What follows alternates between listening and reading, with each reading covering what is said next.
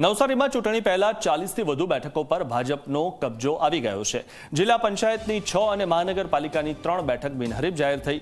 જિલ્લાની 6 તાલુકા પંચાયતમાં 11 બેઠક બિનહરીફ જાહેર થઈ તો ગણદેવી નગરપાલિકાની 21 બેઠકો પર ભાજપે કબજો મેળવી લીધો છે। આદિવાસી વસ્તી ધરાવતા જિલ્લામાં 40થી વધુ બેઠક પર જીત મેળવી લીધી છે। બિનહરીફ મુદ્દે આદિજાતિ મંત્રી નરેશ પટેલે શુભકામના પાઠવી છે।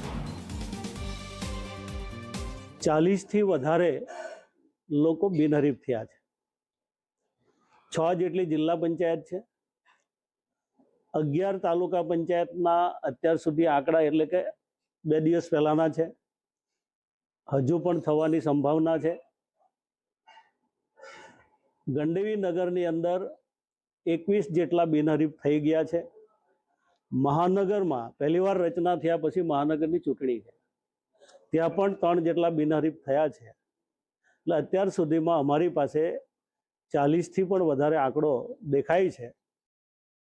આપણા નવસારી મહાનગરપાલિકા જે નવી મહાનગરપાલિકા છે ત્યાં 3 જેટલા ઉમેદવાર બિનહરીફ ચૂંટાયા છે। આપણા 3 કોર્પોરેટર બિનહરીફ ત્યાં ભારતીય જનતા પાર્ટીના થયા છે।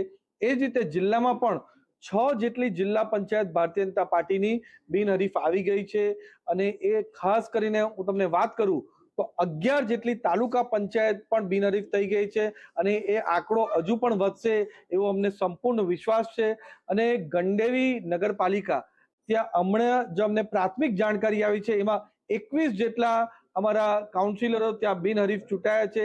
એ આપણા નવસારી અને ગુજરાતમાં એક ઇતિહાસ સર્જવા જેવું આજે વાત છે કે 40થી વધારે ભારતીય જનતા પાર્ટીના ઉમેદવારો બિનહરીફ થયા છે અને આજથી પણ આંકડો વધવાનો છે।